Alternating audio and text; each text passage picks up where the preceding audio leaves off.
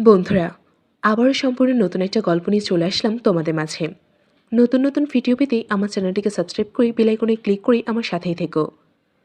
আমি আর আমার মেয়ে একসাথে কিভাবে আমার ছেলের সাথে খেলেছিলাম সেই সত্য কাহিনী তোমাদেরকে শোনাবো।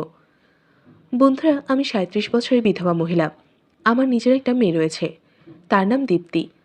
এছাড়াও আমার একজন সৎ ছেলে রয়েছে, তার নাম রোহিত। রোহিতের বর্তমান বয়স ২০ বছর। আমার মেয়ের বয়স ১৯ বছর।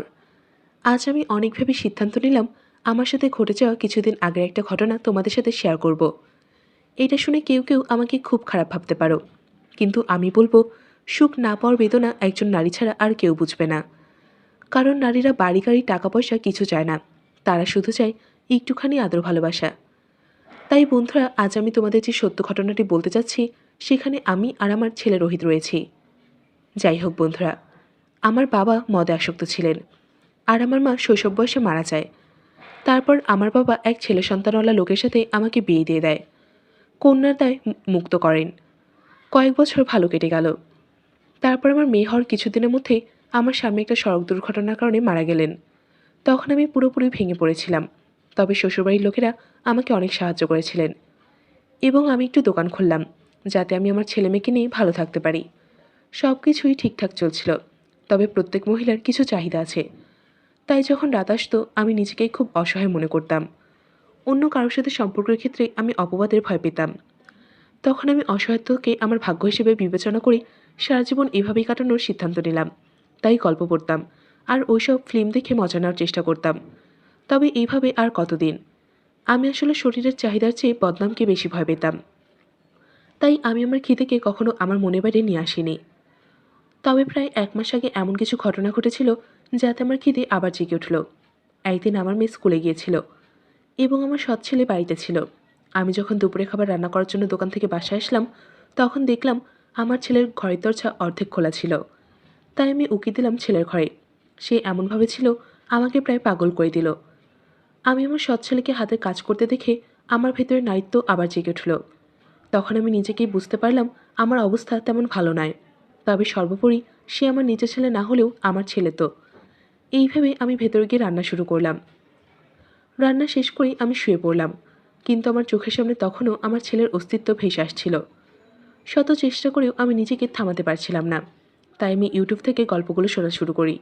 বিশ্বাস করুন, শোনার পর আমি নিজেকে নিয়ন্ত্রণ করতে পারিনি।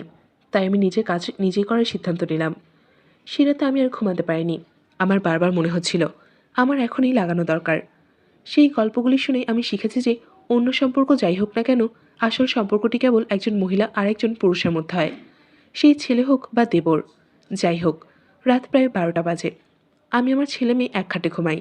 আমি গল্প শোনার পর আস্তে আস্তে হাতে কাজ শুরু করলাম। আবার আমার আবেগ সম্পূর্ণ সহনশীলতার বাইরে ছিল। আমি কল্পনা করছিলাম আমার ছেলে আমার সাথে খেলা করছে। এমন সময় হঠাৎ আমার ছেলে ঘুম থেকে উঠে আমাকে ধরে ফেলল। এই আক্রমণে আমি অস্থির হয়ে আমার ছেলেকে অন্যদিকে ঠেলে দিয়ে উঠে দাঁড়ালাম এবং ঠিকঠাক করতে থাকলাম। তখন আমার ছেলে আমাকে জড়িয়ে ধরে বলল, মা, প্রতিদিন আমি তোমাকে দেখি যখন তুমি নিজে নিজে কাজ করো। তাই তুমি আমাদের সম্পর্কটা ভুলে যাও। কেবল তুমি নিজের চাহিদা মেটাও। কারণ আজ অবধি আমি কেবল তোমার ভেবেই আমার সুখ বিসর্জন দিয়েছি। তাই এসো, আমার জীবনে আজ আমি তোমার সব দুঃখ কষ্ট মুছে ফেলবো। এই কথাগুলো বলে রোহিত একটা ডাব নিয়ে খাওয়া শুরু করলো। তখন আমি নিজে কি করব ভেবে পেলাম না।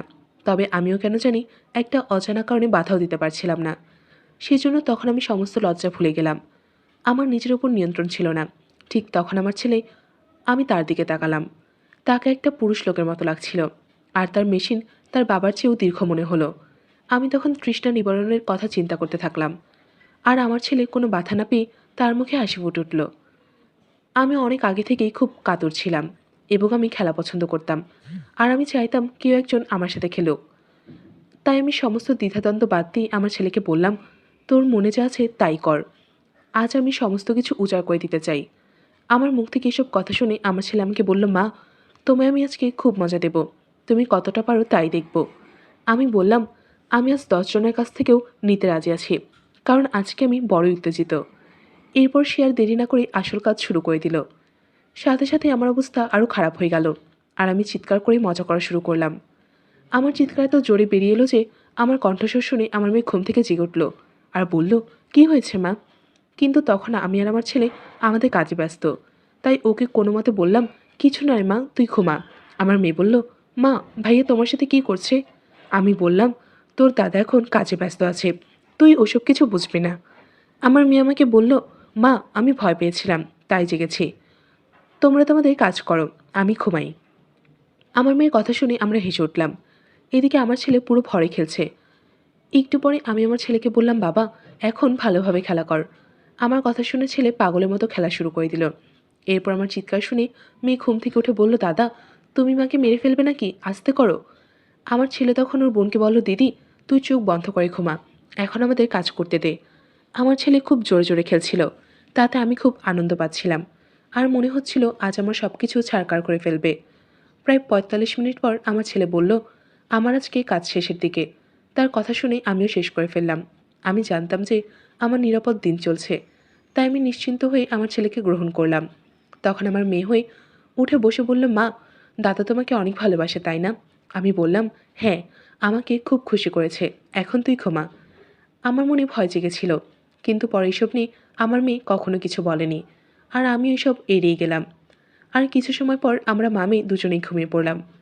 ভোর ৫টা বাজে আমার ছেলে আবার জেগে শুরু করলো, আর আমিও মনে প্রাণে মজা নেওয়া শুরু করলাম। এই প্রায় মাসখানেক পরে ঘটনা। আমার মেয়ে আমাকে বলল, মা, তুমি তো শুধু দাদাকে ভালোবাসো, আমাকে আজকে একটু সুযোগ দেবে? মেয়ের কথা শুনে আমি রীতিমতো অবাক হয়ে গেলাম। এই মেয়ে কি বলে? কিন্তু আমি ওকে তেমন কিছু বলতে পারলাম না, কারণ যদি আমি ওকে তেমন কিছু বলি অথবা ওকে একটু রাগ দেখাই, তাহলে আমার আর আমার ছেলের ব্যাপারটা ও ছড়িয়ে দিতে পারে। তাই আমি আদুরে গলায় বললাম, মা, তুই এখন কি পারবি? ও খুব আগ্রহ নিয়ে বলল, মা, তুমি পারলে আমি কেন পারবো না? তখন আমি আর কথা বাড়ালাম না, শুধু ওকে বললাম, ঠিক আছে, আজকেও বাসায় আসুক, ওকে বলে তোর একটা ব্যবস্থা করব। এরপর রাত ৮টার দিকে আমার ছেলে বাড়িতে এলো। আমি ওকে সব কিছু বুঝিয়ে বললাম। আমার কথা শুনে সে খুশিতে আত্মহারা হয়ে গেল। তারপর সেই রাতেই আমরা মজা করলাম। বন্ধুরা, এখন আমাদের আর কোনো দুঃখ কষ্ট নেই, আমরা এখন সুখী পরিবার। বন্ধুরা, আজকে এ পর্যন্তই। এরকম নতুন নতুন ভিডিও পেতে আমার চ্যানেলটিকে সাবস্ক্রাইব করে বেল আইকনে ক্লিক করে আমার সাথেই থেকো।